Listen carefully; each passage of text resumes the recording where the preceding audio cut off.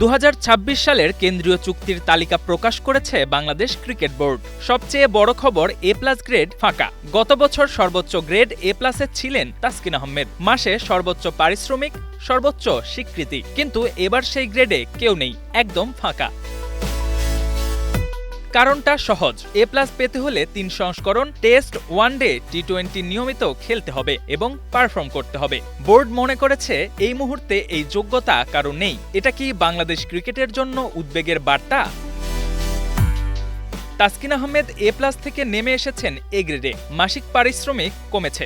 2024 সালের ডিসেম্বরের পর তাসকিনকে কোনো টেস্ট ম্যাচে দেখা যায়নি। চোট, ফর্ম, বাদ পড়া, যাই হোক না কেন 3 সংস্করণে নিয়মিত না থাকলে শীর্ষ গ্রেডে থাকার সুযোগ নেই। বোর্ড সেই নিয়মই মেনে চলেছে। এ গ্রেডে কারা? মাসে 8 লাখ টাকা পাবেন 4 জন। তাসকিনের সঙ্গী 3 সংস্করণের অধিনায়ক নাজমুল হোসেন শান্ত, মেহেদী হাসান মিরাজ ও লিটন কুমার দাস।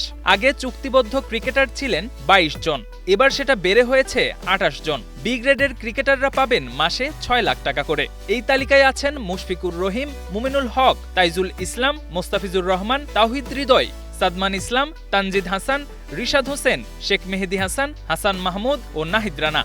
সি গ্রেডের ক্রিকেটাররা পাবেন মাসে 4 লাখ টাকা করে। এখানে আছেন সৌম্য সরকার, জাকের আলী, শরীফুল ইসলাম, নাসুম আহমেদ, তানজিম হাসান, সৈয়দ খালেদ আহমেদ। ডি গ্রেডের ক্রিকেটারদের পারিশ্রমিক মাসে 2 লাখ টাকা।